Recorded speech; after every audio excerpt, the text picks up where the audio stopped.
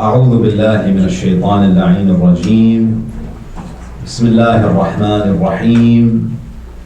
الحمد لله رب العالمين، والصلاة والسلام على خاتم الأنبياء والمرسلين سيدنا ونبينا محمد وعلى أهل بيته الطيبين الطاهرين. اللهم صل على محمد وآل محمد.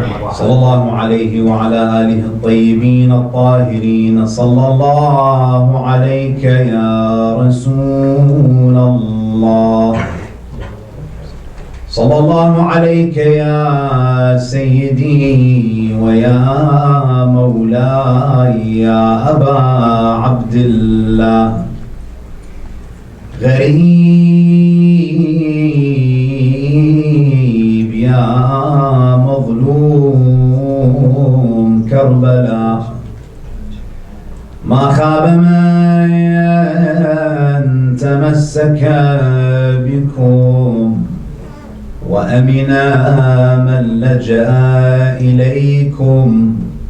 يا ليتنا فيا ليتنا كنا معكم سيدي فنفوز والله فوزا عظيما. قال تعالى في كتابه الكريم: بسم الله الرحمن الرحيم. لقد كان لكم في رسول الله أسوة حسنة لمن كان يرجو الله واليوم الآخر. صدق الله العلي العظيم. صلوا على محمد وآل محمد. اللهم صل على محمد وآل محمد. Respected elders, my dear brothers and sisters, Assalamu alaikum jami'an wa rahmatullahi wa barakatuh. Allah subhanahu wa ta'ala in the Quran, in this verse that I recited for you from Surah Al-Ahzab, He describes the Prophet as Uswatun Hasan. That the Prophet sallallahu alaihi wasallam is the best example for the believer to follow and emulate. And following the Prophet includes not just how he used to pray. Of course, we follow the Prophet in the way that he prayed. Sallu kama ra'aytumuni usalli. The Prophet said, pray as you saw me pray. Hajju kama ra'aytumuni ahajj. Perform Hajj as you saw me perform Hajj. So many of us, we understand the importance of following the Prophet and emulating him when it comes to performing acts of worship, rituals like Salah and Hajj. We also understand the importance of following his example when it comes to how a person should treat their family members. خيركم لأهله. The best of you is the one who is best to his family. وأنا خيركم لأهلي. And I am the best among you in treatment to my family. So the Prophet, we follow his example when it comes to rituals and also when it comes to how he navigated human relationships. We look at Rasulullah sallallahu alaihi wasallam, the father. How did he conduct himself as a father? We look at Rasulullah sallallahu alaihi wasallam as a husband. How did he conduct himself as a husband? We look at Rasulullah sallallahu alaihi wasallam, the nephew. How did he behave as a nephew? How did he treat his uncles? We look at Rasulullah as the son. How much respect and love and affection he showed to his parents. How much he used to remember them. We learn from him many things. even how loyal he was to those who were good to him. And probably one of the most loyal people, if not the most loyal person to him, who passed away in his lifetime was Sayyidah Khadija. Sayyidah Khadija was extremely loyal to the Prophet. And this is a woman who didn't just love the Prophet the way a wife loves a husband. It was much deeper than that. Of course, she loved him as a husband, but she believed in his mission. She was willing to sacrifice comfort and ease and luxury. This is a woman who by today's standards would be a billionaire. And she's willing to live the most simple life. You know, that's the mark of a great person. Is that when you have the money to live an extravagant life, but you choose to be Ummul Aitam. When you choose to be the mother of the orphans. You choose a life of austerity, a life of simplicity. So the Prophet ﷺ, we learn from him this concept of loyalty. That even after she passed away, he didn't forget her. He used to pray for her. He used to think about her. He used to mention her great contributions. In fact, what we find is that even after she passed away, Rasulullah ﷺ used to send food and gifts to the friends of Khadija. Because he used to love anyone who loved her. Anyone who she valued, he valued her. So when the Quran says, لَقَدْ كَانَ فِي رَسُولِ اللَّهِ لَقَدْ كَانَ لَكُمْ فِي رَسُولِ اللَّهِ أُسْوَةٌ حَسَنَةٌ, it's much deeper than just praying how the Prophet prayed and following him in when it comes to the rituals. One of the most important ways for us to follow the example of the Prophet is to take his guidance, follow him when it comes to how he dealt with human beings, his relationship, how he treated mu'mineen, how he treated the poor. Now what I want to do tonight is I want to focus on one important aspect of the Prophet's conduct. And that is how Rasulullah used to deal with sinful people. You know, because last night we spoke about the prophetic model for building a community. How do you build a community? We went through some of the steps that we saw in the seerah of the Prophet. Now, of course, when you build a community, when you build a masjid, the masjid is not going to be frequented only by malaika. You have people from different backgrounds, different walks of life. You might have the most pious person praying in the masjid, and you might have someone who's fasiq. He's a still sinful person, doesn't have regard for halal and haram, and they also come. How do you deal with such people? How do you deal with people who might be troublemakers, people who don't have taqwa? Because if you look at the life of the Prophet, you think Rasulullah was only sitting with Ashab al-Kisa? It's only purity and piety? No. Yes, Amir al-Mu'mineen, he spends time with Ali and Salman and Abu Dhar, but he also spends time with others. Munafiqeen, people who are sinful. As Allah subhanahu wa ta'ala says, وَمِمَّنْ حَوْلَكُمْ مِنَ الْأَعْرَابِ مُنَافِقُونَ وَمِنْ أَهْلِ الْمَدِينَةِ مَرَدُوا عَلَى النِّفَاقِ. So the Prophet is also surrounded by imperfect people, people who have racist tendencies. Some of the Sahaba, during his sermons, this used to happen in the masjid. During the middle of the Prophet's khutbah, the Prophet is giving a speech, and one of the companions comes and he wants to sit close to the pulpit, right? Not like you guys, everyone wants to stay away from the minbar, right? So, mashallah, he approached.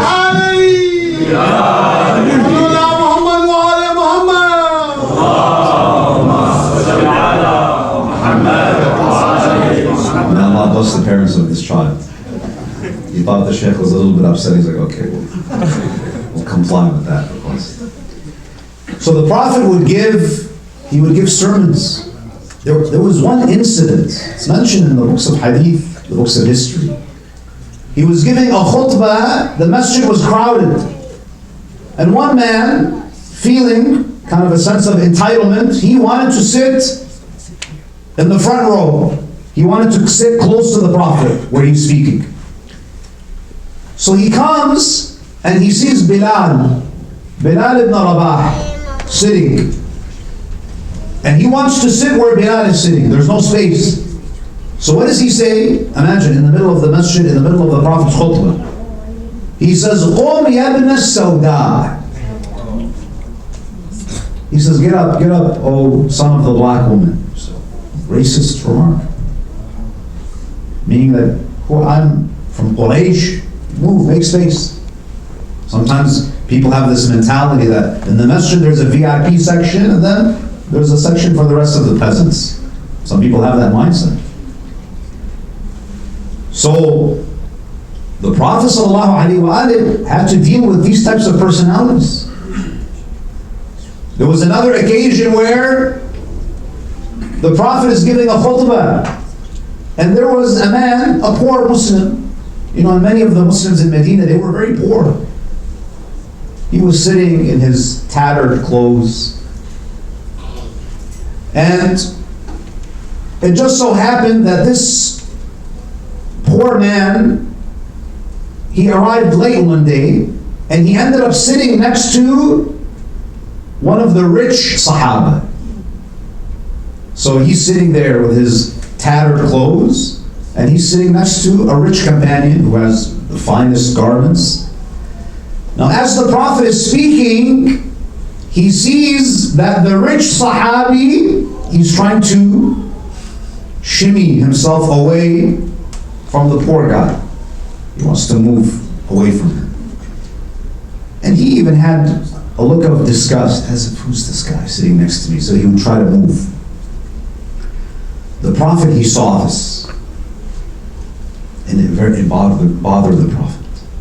So much so that the Prophet, he stopped his khutbah. He was so disturbed by this scene that he rebuked that rich man. You know, sometimes things happen publicly and they have to be addressed publicly.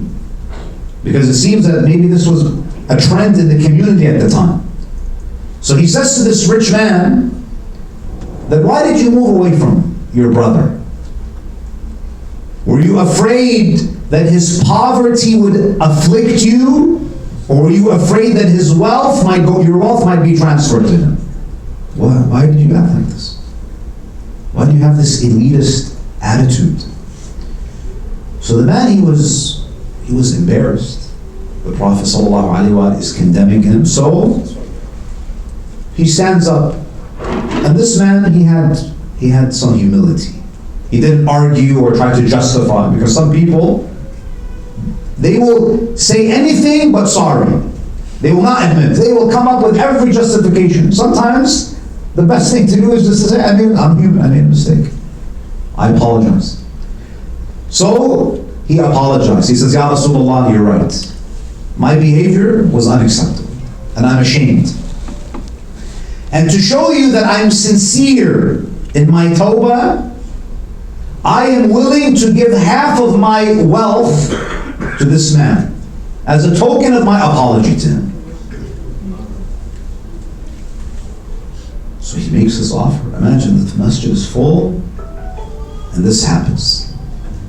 So Rasulullah, he says to the poor man, do you accept the request? Do you accept the offer of your brother? He says, Ya Rasulullah, I don't accept. Why? He apologized. He says, I accept his apology, but I don't accept his money. What's the reason? He says, Ya Rasulullah, I'm afraid that if I become wealthy, I might treat another poor woman the way he treated me. I would rather have less. I'd rather be humble. I don't want this money to change me. So the Prophet, the point that I'm trying to make is that the Prophet is dealing with different types of people. People of different backgrounds. Now when it comes to people who have these sinful tendencies, who are sinful, what should be our policy with them? And of course we should never speak as if we ourselves don't have sins. We all have our shortcomings. But if you're dealing with someone who's fasiq is someone who disregards, openly commits haram, is a sinful, corrupt person, what do you do? Some of us might be tempted to say that we just separate ourselves from them, right? We have this mindset, لَكُمْ دِينَكُمْ وَلِيَ دِينِ. We have nothing to do with them. But it's not that easy. Because sometimes those sinful people, they might be your relatives. They might be family. And Islam doesn't allow us to sever ties with our family. Even if your family is corrupt. Let's say that you have a brother or a sister, they're fasiq. They don't practice. They commit haram. God forbid, let's say they commit major sins. Am I allowed to sever ties with them and say, I wash my hands clean of you, I have nothing to do with you because you're fasiq? Ahlul Bayt say you're not allowed to. You have to maintain the relationship. Now it doesn't mean that you condone their behavior, but you cannot sever ties. Keep some connection with them. So we don't always have the option of separating ourselves. In fact, in many cases, if pious people sever ties with sinful people, how are the sinful people ever going to reform themselves? Sometimes we have to have some positive influence. There are many people who are corrupt, who are far from religion, but because of a friend, a companion, a colleague, a neighbor, who maintained a relationship with them, Allah may guide them through you. And there are some cases where if you isolate sinful people, they may become more hostile. They may become more hostile to you. They may start to think that, oh, look at these religious people, they're so elitist and they don't want to interact with us. So it requires balance. It's a delicate relationship. What you find is that when you look at the traditions of Ahlul Bayt, they teach us a few things about how to deal with sinful people. Some of it is related to what happens inside of our heart, and some of the advice relates to how we behave outwardly. Now, as mu'mineen, whenever we see haram, whenever a sin is committed, whether it's committed by a relative or a stranger, there is a duty that we have, at the very least, at the level of our hearts. We're all familiar with nahy anil munkar. When there is munkar, when there is haram being committed, we have to forbid it. We have to take a position. Now sometimes, we know the degrees of nahy anil munkar. Sometimes you can take action, you're in a position of power, you can prohibit, you can punish for that action. But most people don't have that type of authority. If circumstances allow, you can use your wisdom and just speak out against this action, try to correct it through your words, give advice.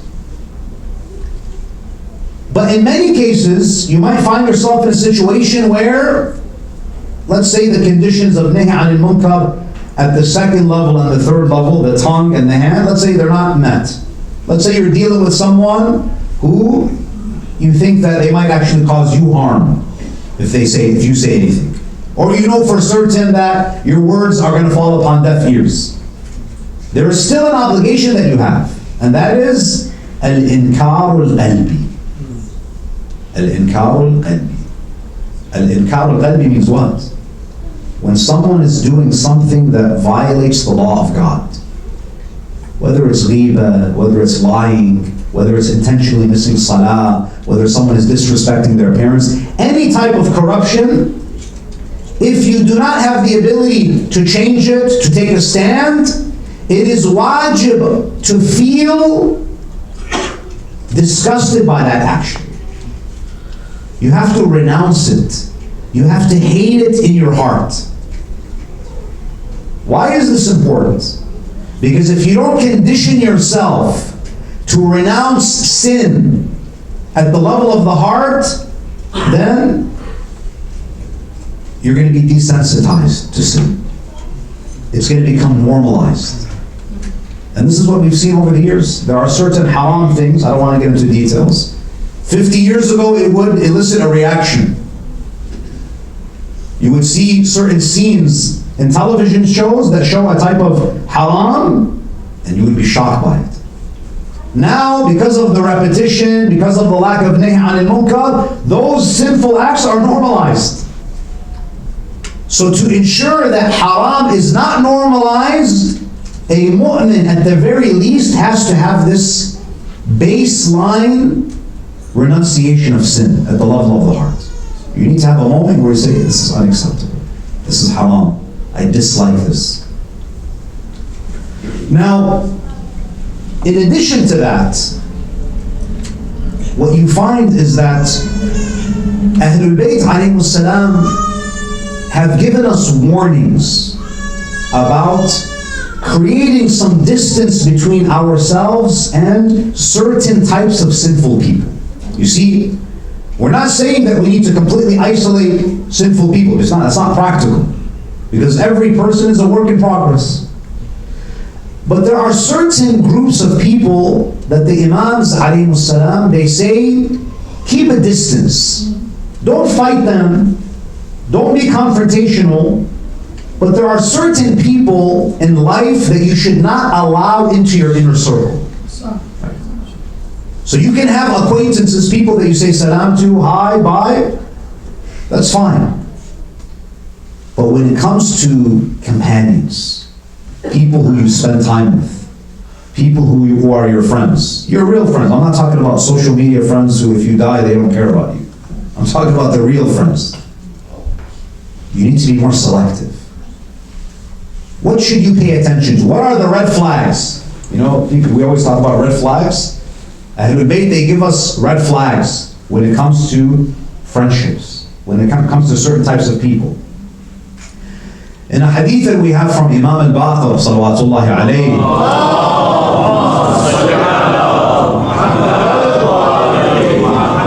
he said that my father, Imam Zainul Abidin, alayhi salam, he called upon me, he summoned me, and he gave me some advice. Imam Zainul Abidin, he tells his son, Imam al-Baqir, and of course this advice is not just for Imam al-Baqir, it's for all of us. But these instructions are being directed to him. Inshallah, we all benefit from this advice. Ya bunay, oh my dear son, انظر خمسة فلا تصاحبهم ولا تحادثهم ولا ترافقهم في طريق. Imam Zain al-Abidin, he says, oh my son, there are 5 types of people. The Imam says, do not take them as companions or friends. Beware of them. Do not talk to them. Meaning, if they talk to you, respond, but don't go out of your way to have a relationship with them. These are not people that you should interact with very much. You should be cautious. Who are they? And do not travel with them. Do not keep them in your company. Keep them at a distance. Don't be hostile, but just keep them at arm's length. Who are these people? He says, إِيَّاكَ وَمُصَاحَبَةَ الْكَذَّابِ. He says, beware of befriending a pathological liar. Kadhab is not someone who lied one time because there was some severe situation. No, we're talking about kadhab, someone who habitually lies. They lie every day. They lie 10, 15, 20 times. They lie about small things and they lie about big things. They lie about everything. Why? The Imam explains why. What is the reason? فَإِنَّهُ بِمَنْزِلَةِ السَّرَابِ. Because such a person is like a mirage. What does this mean? يُقَرِّبُ لَكَ الْبَعِيدِ وَيُبَعِّدُ لَكَ الْقَرِيبِ. A person who's lying all the time, they distort reality in your eyes. They make things that are near seem far, and they make things that are far seem near. So the Imam says, beware. Because to be successful in life, you need to be surrounded by people who give you good information, who give you accurate information. Not people who are going to distort reality for you. So beware of the habitual liars. Number 2, وَإِيَّاكَ وَمُصَاحَبَةَ الْفَاسِقِ. Beware of someone who is fasiq. Let's say there's a Muslim, they have no regard for halal and haram. They openly sin. They don't have the fear of God. There are no red lines. فَإِنَّهُ بَائِعُكَ بِأُكْلَةٍ أَوْ أَقَلْ مِنْ ذَلِكَ. This person who doesn't have any red lines, they're not loyal to Allah. You think they're going to be loyal to you? The Imam says they'll sell you out for a morsel of food. So why invest so much time in someone who's not going to be loyal to you? You see, a true mu'min is loyal to another mu'min because he sees that mu'min as sacred in his eyes. A mu'min has more honor in the sight of Allah than the Kaaba. So mu'mineen, people who have taqwa, to them, this is not a transactional relationship. This is not a relationship of, I'll serve you as long as you serve me. No. It's a relationship that's based on taqwa. But if there's no taqwa, if it's just someone who doesn't respect the boundaries of Allah, there's a very high chance that this person is not going to be loyal to you. So be selective. وَإِيَّاكَ وَمُصَاحَبَةَ الْبَخِيلِ. Imam says, beware of befriending a stingy person. Stingy person. And subhanAllah, there's some stingy person, they try to make their stinginess as a fadila. You know, sometimes you have someone, he's stingy. He doesn't spend on his family, he restricts everyone, and he says, Mawlana Amir al-Mu'mineen used to eat khubz al-sha'ir. He used to eat simple clothes. And I said, yes, Amir al-Mu'mineen alayhi salam used to eat simple clothes. He used to have simple food and simple clothes. But Imam was not imposing this on his whole family. And you only want to focus on this aspect of Amir al-Mu'mineen. Amir al-Mu'mineen is also the one who's fighting in jihad, but you're at home. Imam Amir al-Mu'mineen is also the one who's digging wells in the deserts.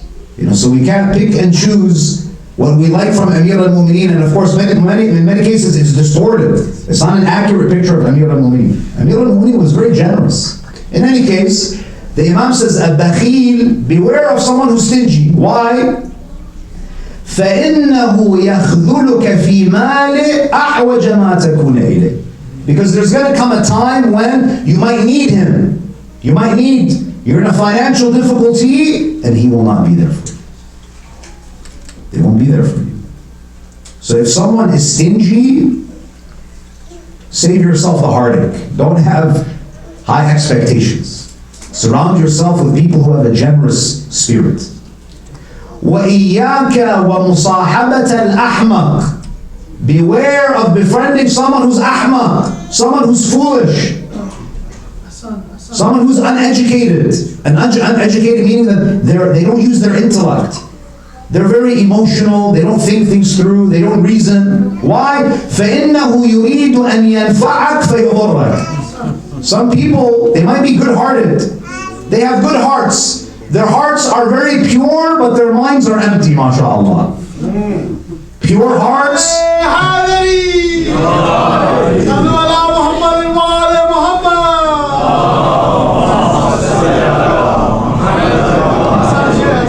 I don't know if this is the right time for Nadi Haidery, but it seems the brother has had some bitter experiences in his life. So the Imam alayhi salam, he's saying what? He says, there are sometimes you might have people who actually love you. They wish well for you. But you have to be careful that just because someone has good intentions, it doesn't mean that they are qualified to give good advice. You should surround yourself So it doesn't mean that you block such people and you don't interact with them, but the people who are part of your inner circle, who are there to help you progress in life, you need to have people who have aql, who have a sharp intellect, who have understanding, who have practical wisdom. And then finally the Imam says, وَإِيَّاكَ وَمُصَاحَبَةَ الْقَاطِعِ لِرَحِمِهِ. Imam says, beware of befriending a person who has severed ties with his or her family. Why? Someone, I haven't spoken to my father in 20 years. I haven't spoken to my brother in 15 years. And well, usually it's about dunya, inheritance, or something silly. Sever ties.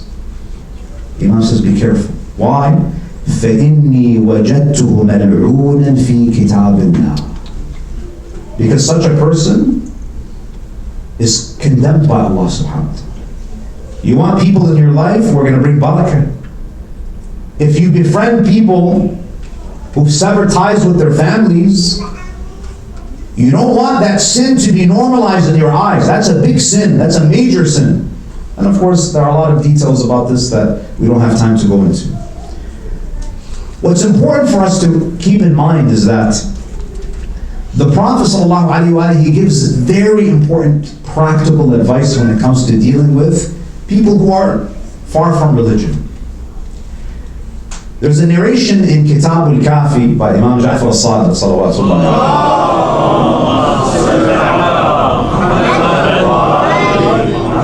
This is one of the most important ahadith when it comes to social interactions. If there's one sentence that I want you to take away tonight, it's this statement from the Prophet. This will change your life if you understand it and implement it. You'll be much happier. He says, Mudaratun nas nisful iman. Half of faith. Half of faith is to accommodate people. You know, some of us, we don't have this virtue of mudarat. It's my way or the highway. Chicken biryani after majlis, or we shut the majlis down. That's it. It has to be my way. Things have to be done in a very specific way, or that's it. I'm uncompromising. You know, brothers and sisters, to be flexible with people is one of the greatest qualities of the Prophet. This is what made him a great leader. He was flexible. Now, you should not be flexible when it comes to halal and haram. No, be firm. وَدُّوا لَوْ تُدْهِنُوا فَيُدْهِنُونَ.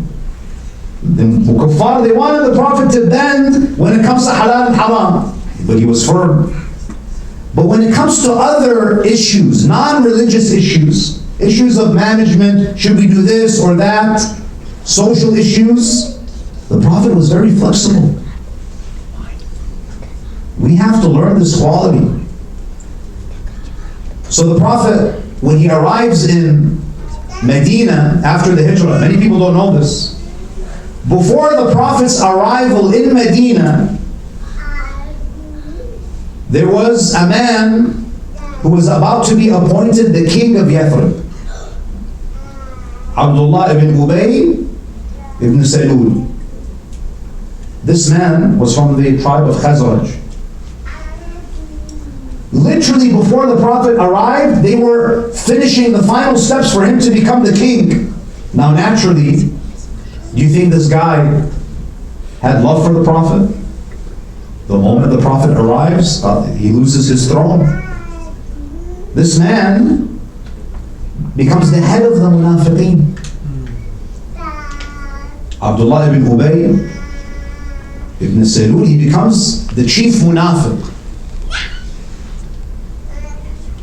Corrupt person who had so much enmity towards the Prophet. But yet the Prophet did what? The Prophet still allowed him to pray in the masjid. Sometimes he would even ask him for advice. Not because he wanted to take his advice, but he wanted to at least reduce the enmity, to make him feel that he's a part of the community. Sometimes we have to learn how to do damage control. Just because you have an enemy, it doesn't mean that khalas, now I just have to treat him in a way or her in a way where it's just going to increase the enmity. If there's enmity, and if you can't make them a friend, at least reduce the enmity. This is mudarat. This takes practical wisdom. If you look at Abu Sufyan, is there anyone here that thinks Abu Sufyan is a muttaqi? No, Abu Sufyan is a wicked person who surrendered to Islam. He had his ulterior motives. Now I ask you, would any one of you, during the time of the Prophet, choose Abu Sufyan to be the one who collects zakat? We probably wouldn't. We would say, Abu Sufyan, this corrupt person, he's been an enemy of Islam for over a decade. To hell with Abu Sufyan. He gets nothing. The Prophet, he appoints him as one of the tax collectors after he converts. Why?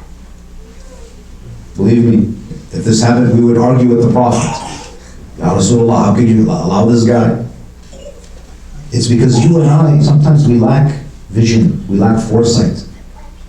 We don't have that flexibility. Why would the Prophet do that? Well, for a number of reasons. Maybe there's very limited people who have the skills of tax collection. Abu Sufyan was good with money.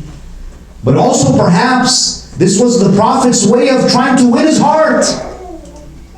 That not only are we going to embrace you as a Muslim, we're going to integrate you into the community. So that it reduces the enmity. Now of course in the end it didn't. But on the day of judgment, is Abu Sufyan going to have any argument before Allah? That after all the enmity that he showed the Prophet, Rasulullah embraced you, and he gave you a position, and you still fought him. It's not hujjah. So the point is that when we are dealing with people, we have to have nuance. We have to be more thoughtful. So the Imam is quoting the Prophet, Mudaratun nas nisful iman. You know, when it comes to organizing programs, some people will get into the biggest fight, whether the majlis should begin at 8 or 8:30. And sometimes because of these disagreements, mu'mineen will stop talking to each other. It shouldn't be like that. We should be very flexible, very lenient. Why? Because this is what the Prophet, this is half of Iman is this. Mudaratun nas nisful iman. And the Prophet is saying, and nas, people in general, let alone mu'mineen. With mu'mineen you should be even more compassionate, more lenient, more understanding. وَالرِّفْقُ بِهِمْ, and to be gentle. You can disagree, but you don't need to be rude. You don't need to be harsh. You have a certain way of doing things, I have a certain way of doing things.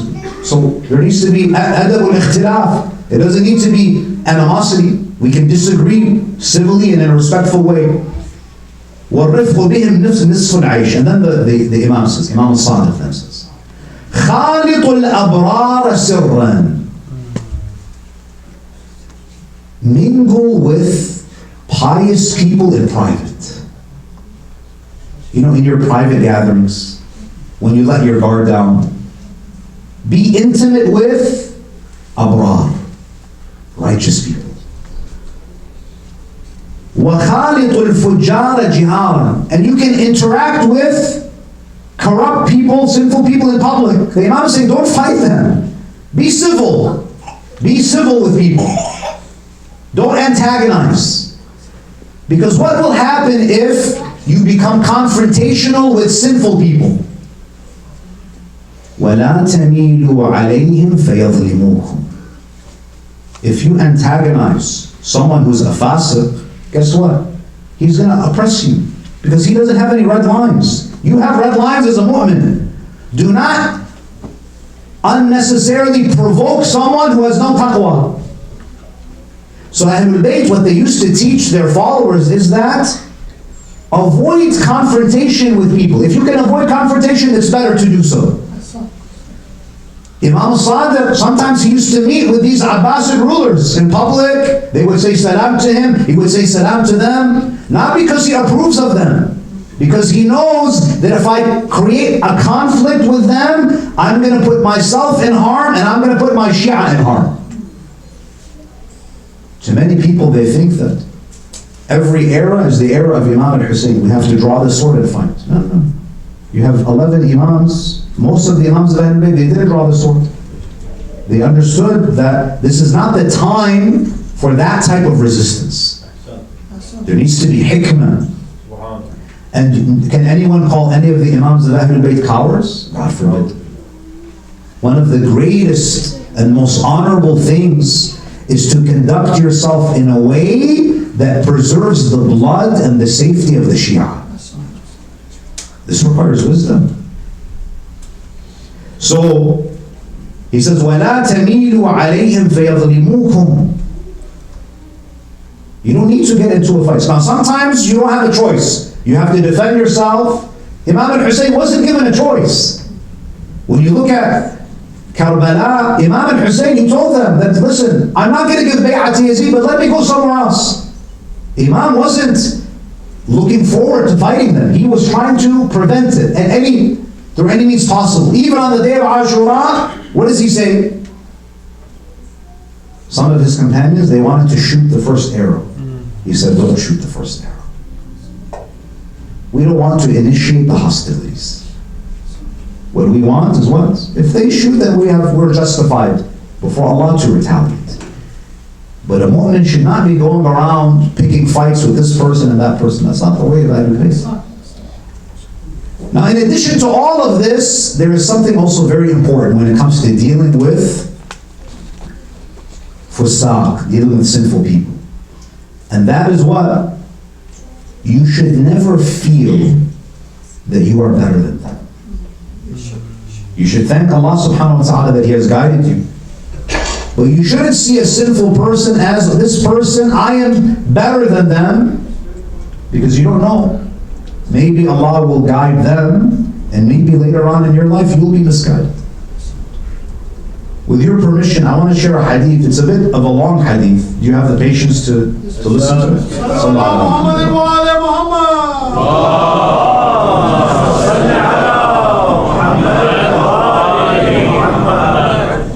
This hadith, I think you're going to find it very inspirational.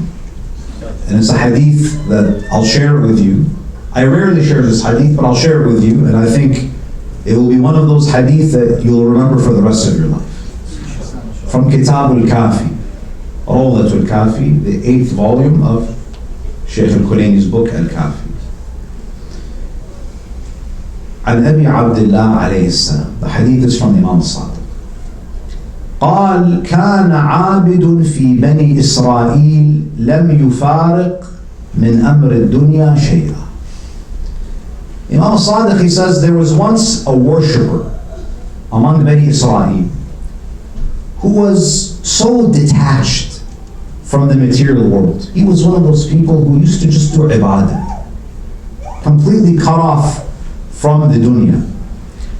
فَنَخَرَ إِبْلِيسُ نَخْرًا فَاجْتَمَعَ إِلَيْهِ جُنُودُ. Of course, Iblis does not like to see someone who's devoted his life to worship. So, Iblis, he groans, and his followers, they gather around him. Iblis, he's the leader of that movement. He has followers. So the moment he makes this distress call, they gather. فَقَالَ مَنْ لِي بِفُلَانٍ.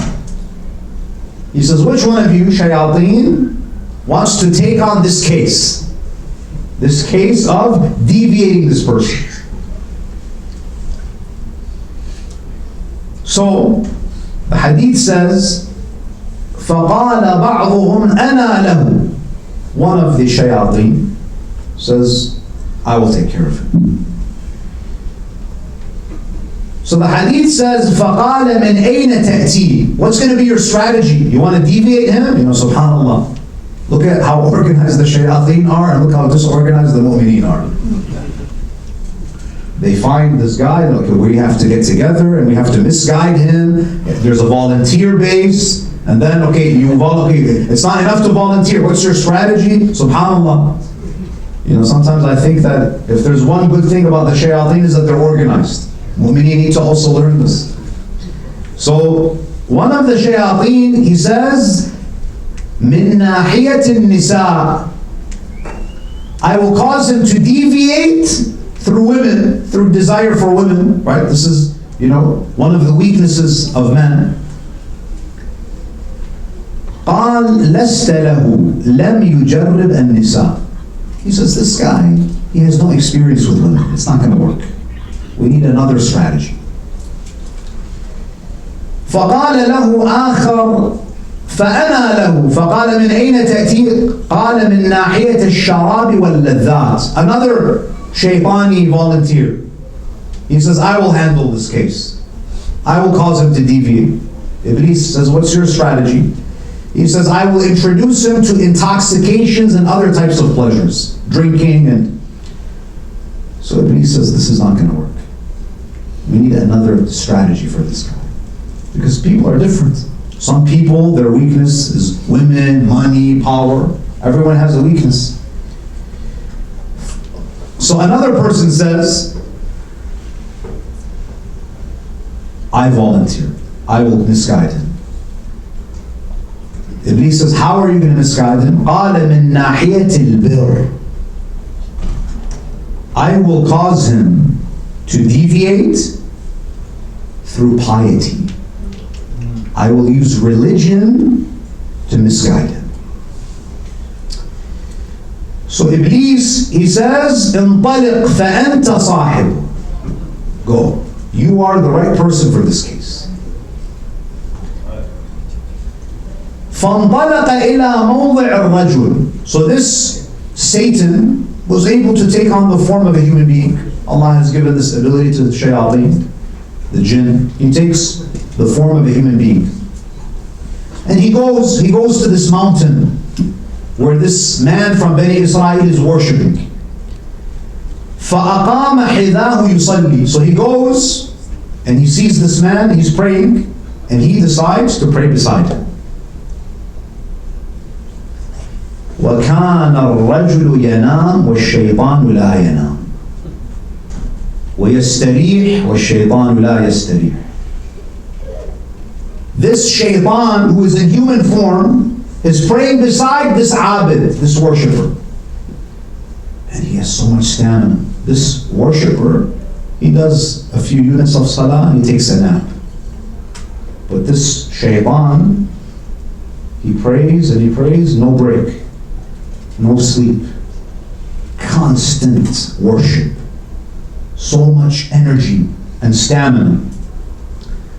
To the point that the worshipper, he looks at his new friend, not knowing that it's a satanic entity in human form. He says to him that, how did you gain this stamina? I've never seen someone who can worship like you. You don't get tired? Just every minute, every hour, you're worshiping, ibadah, dua.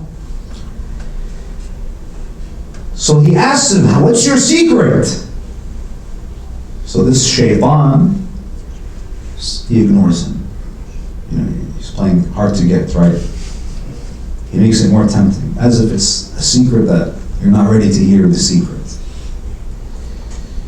So he insists, what's your secret? How do you worship without getting tired? فقال يا عبد الله إني أذنبت ذنبا وأنا تائب منه فإذا ذكرت الذنب قويت على الصلاة. He says, because I committed a terrible sin and I repented. And whenever I remember that sin that I committed, I'm motivated and I have energy and stamina to do ibadah. So this worshipper, being very naive, he says, فَأَخْبِرْنِي بِذَنْبِكَ حَتَّى أَعْمَلَهُ وَأَتُوبُ. Tell me the sin that you committed so that I can commit that sin and I can feel that immense guilt and I can use that guilt to inspire me to worship with more intensity. So this shaitan, he says, go down to the city and take 2 dirhams with you. And you'll find a woman of bad reputation, a prostitute. Go and give 2 dinars and commit that haram, and then you'll feel the guilt, and then you'll be able to worship the way that I worship. So he's given these 2 dinars. So the hadith says, فَقَامَ فَدَخَلَ الْمَدِينَةَ بِجَلَابِيبِ. He comes down. This man has been worshipping in the mountains. He comes down with his robes and his religious garbs. He comes down, right, to the red light district. He comes, يَسْأَلُ عَنْ مَنْزِلِ فُلَانٍ. He's asking for this woman. Where is this woman? Now the people are thinking that he must want to go and advise her or guide her. Right? فَأَرْشَدَهُ النَّاسُ وَظَنُّوا أَنَّهُ جَاءَ يَعِظُهَا. People thought that they were guiding him. They said, oh, she's over there, take a right, take a left, you'll find her at this house. And they were happy to give him the directions because they thought that maybe this guy can guide her. Maybe he can save her soul.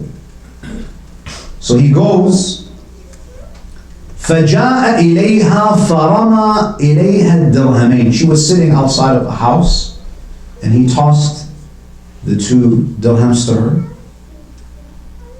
And he said, get up, let's go inside. He came as a customer. فَقَامَتْ فَدَخَلَتْ مَنْزِلَهَا. So she got up and she went into the house. The hadith, this is all, I'm reading for you word for word the hadith of Imam Sadiq. وقالت إنك جئتني في هيئة ليس يؤتى مثلي في مثلها. She looks at him. He's in his religious garb. She says that you are not my typical customer. You're dressed in a way that's unusual. فأخبرني بخبرك. What's your story? I've never seen, a holy man like you come to a place like this. What's your story? So he tells her the story. This woman, who's basically lived a life of haram, what does she say to him? She listens to the story intently. And after hearing the story, she says what? She says, Ya Abdullah, إن ترك الذنب أوهن من طلب التوبة. This woman, who has nothing to do with religion, she says that, oh man, oh servant of God, to me, just abstaining from the sin is easier than repenting. Just don't do it. And then she says, وَلَيْسَ كُلُّ مَنْ طَلَبَ التَّوْبَةَ وَجَدَهَا. Not everyone who wants to make tawbah gets the tawfiq to make tawbah. وَإِنَّمَا يَنْبَغِي أَنْ يَكُونَ هَذَا شَيْطَانٌ مُثِّلَ لَكَ. It seems like this was a satanic person who came to you. فَإِنَّكَ فَانْصَرِفْ. She says, please go. فَإِنَّكَ لَا تَرَى شَيْئًا. Go back to that mountain, and I'm pretty sure you're not going to see anyone there. I think you were fooled. So she denies him. She says, I don't want you to do this. He feels embarrassed, ashamed, and he leaves. The hadith says, and this is the most profound part of the hadith, the last part. Imam Sadiq says, وَمَاتَتْ مِنْ لَيْلَتِهَا. That woman, that prostitute in the city center, she died that night. فأصبحت فإذا على بابها مكتوب احضروا فلانة فإنها من أهل الجنة. On the door, that night she passed away, there was a mysterious inscription on her front door that says, "O people, gather for her funeral, for she is one of the women of paradise." So فَارْتَابَ النَّاسِ. People were confused because she had such a bad reputation. No one wanted to attend her janazah. No one wanted to pray over her. So she was left unburied in that house for 3 days. Until what? فَأَوْحَى اللَّهُ عَزَّ وَجَلَ إِلَى نَبِيٍّ مِّنَ الْأَنْبِيَاءِ. Allah revealed to one of the prophets. The narration says it might have been Musa alayhi salam. And Allah gave him a command. أَنِ ائْتِ فُلَانًا. Go and retrieve the body of that woman. فَصَلِّ عَلَيْهَا.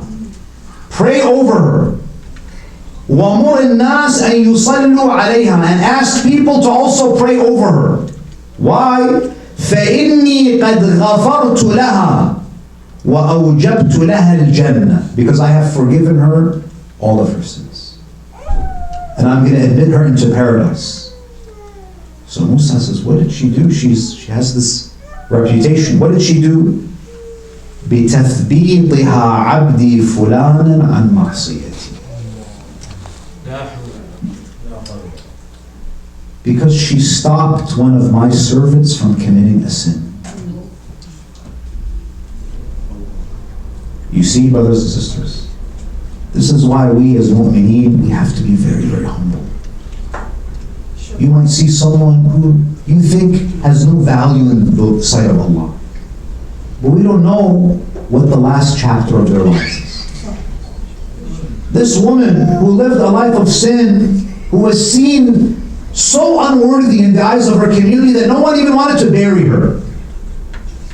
But Allah said the last thing that she did in her life is that she prevented one person from committing a sin. Look at how merciful Allah subhanahu wa ta'ala is. Look at how kind He is. So when we deal with sinful people, don't write them off. Don't think that all these people are doomed, they're misguided. We have many examples of sinners who become saints, sinners who turn back to Allah subhanahu wa ta'ala. And of course the story of Karbala is filled with such stories. People who find the truth in the story of Imam al-Hussein. How many people have been guided through these majalis? These majalis, we have to look at them as spiritual hospitals. We all have our problems. We all have our spiritual diseases. And the greatest medicine for the soul is the story of Abi Abdullah al-Hussein. The story of Ahlul Bayt. You know, in these nights, Allah, you don't know what to speak about. What tragedy to reflect upon. But I want to bring your attention tonight to the journey of the family of the Prophet back to Medina after that long, painful journey from Karbala to Kufa to Sham. Eventually Ahlul Bayt, they make their way back to Medina. Medina is their home. But you can imagine how different that caravan looked when it was coming back. It's a very different caravan. When this caravan left Medina, there was Hussein in this caravan. In this caravan there was Abu al-Fadl al-Abbas. There was Ali ibn al-Akbar. You had all of these shining faces of the men of Bani Hashim. But now it's a very different group of people. There are no more men in this caravan. There's only Imam Zayn al-Abidin. The women, the children. Yes, it's the same women and children. But they're coming back with broken hearts, with eyes filled with tears. And Zaynab, as they're approaching Medina, they can see Medina from the distance. Zaynab, she could feel that even though we're back home, home is never going to be the same again. So she starts to talk to Medina. You know, sometimes you have these moments where you start to talk to the inanimate things. She starts to talk to the city as if the city is an old friend. And she starts complaining to the city. The city of Medina is the home. It's like there's a host who wants to receive you. But what does Zainab alayhi salam say? She says, and this is captured in this beautiful poetry. قالت مدينة جدنا مدينة جدنا لا تقبلينا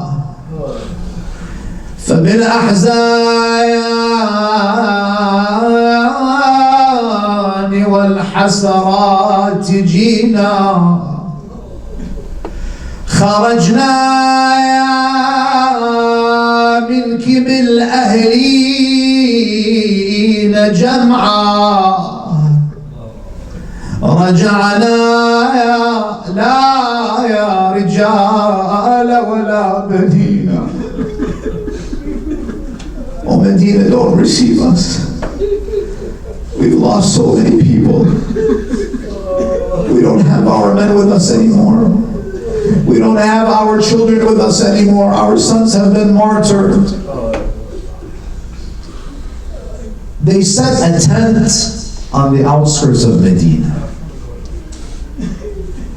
Imam Zayn al-Abidin, he turns to Bishr ibn Hadna and he says, "Ya Bishr, your father was a poet. Do you know poetry? Can you recite some poetry about Imam al-Hussein? I want you to go into Medina and I want you to just announce to the people what happened to Abu Abdullah."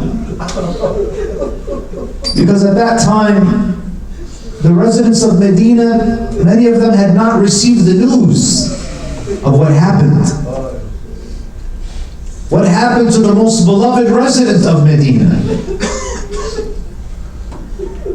And perhaps Imam Zayn al-Abidin also wanted there to be a majlis. He wanted people to cry so that Zainab and the women of Ahlul Bayt can enter their homes with no one looking at them. Because the family of Rasulullah, they're tired of the strange eyes looking at their women. Bishr ibn Hadna, he says, "Yes, Ibn Rasulullah, I will go." He gets on his horse and he rides to the city of Medina. He goes around the city of Medina. What does he say? He shouts out something that gets the attention of the people of the city. قال يا أهل يثرب لا مقام لكم بها. He says, "Oh people of Yathrib, how can you live in a city like this? No one should take up residence here anymore." They say, "What happened, O Bishr? What do you mean?" He says, "I will tell you the news near the grave of Rasulullah. I have an announcement." He goes around the city, "Ya Ahl Yathrib, la muqama lakum biha." He repeats it, "Ya Ahl Yathrib, la muqama lakum biha." Everyone is shocked. What happened? What's the news? Everyone comes out of their homes. The men, the women, the children, everyone is coming out. Why is Bishr saying that no one should live in this city anymore? Something has happened that should make you want to leave the city. Everyone gathers around the grave of Rasulullah. They're waiting. They're waiting to hear, what is Bishr going to say? What happened? After all of them gather, he says, "Ya Ahl Yathrib la muqama lakum biha. قتل الحسين فأدمعي مدرار." He says, Hussein has been killed.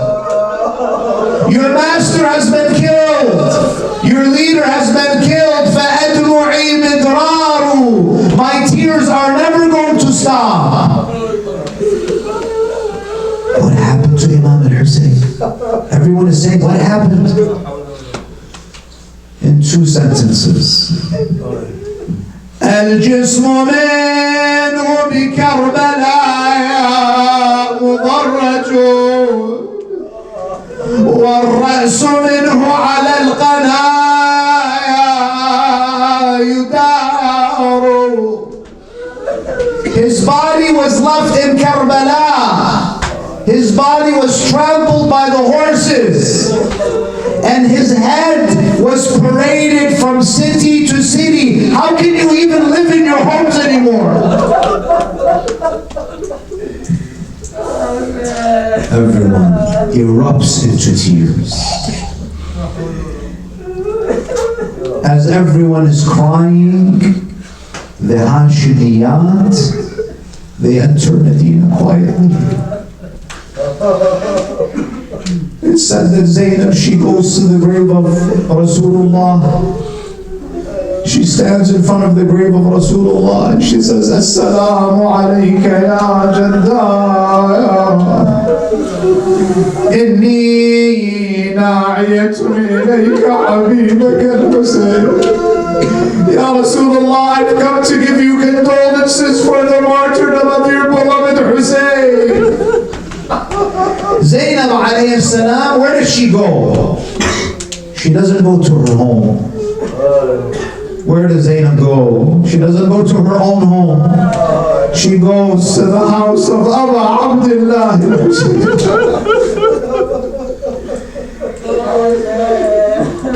She goes to the house of Imam al-Husayn. Can you imagine how Zainab felt when she walked into that empty house? When she looked at the mihrab of Abu Abdullah al-Husayn, she said to one of her servants, bring all of the Hashimiyat. Let us sit in here and let us cry for Abu Abdullah al-Husayn. We don't want anyone to come in. We want a private gathering, only the women of Ahlul Bayt, only the Hashimiyat. A lady is standing at the door. Zainab is crying. Al-Rabah is crying. Everyone is there. They say a woman comes and she knocks on the door. She comes. The lady says, Zainab does not allow any women to enter. This tall woman holding a baby, she says, Ana Ummul Baneen. She says, I'm Ummul Baneen. I'm not a Hashimiyya, but I'm the mother of Abbas.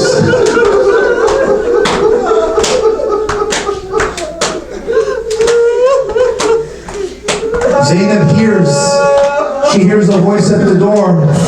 She said, let Ummul Baneen come in, she is one of us. Do you know who she's holding? She's holding Ubaydullah, the son of Abu Fadl al-Abbas. She enters and she sends her salam. She shakes the hands of the Hashimiyat one by one. But do you know what happened? She walked by Zainab and she didn't recognize Zainab.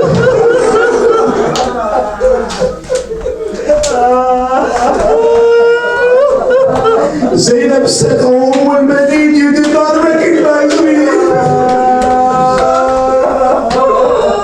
Zainab did not look the same anymore. Zainab, she looked at Ummul Baneen and says, oh, Ummul Baneen, عظم الله لك العاش بقمر العشيرة بالفضل العباس. And then one final thing. Ummul Baneen, what does she say? She says, I see everyone. But oh Zainab, I have one question. Where is Ruqayya? She's not with you. I see some children missing. They say to her, Ya Ummul Baneen, we buried her in Shiane. We buried her in Sham. La hawla wa la إلا بالله العلي العظيم. سيعلم الذين ظلموا آل محمد أي منقلب ينقلبون والعاقبة للمتقين. صلوا على محمد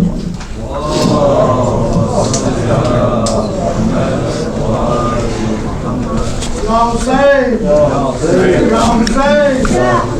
Ya Hussein! Ya Hussein! Ya Hussein!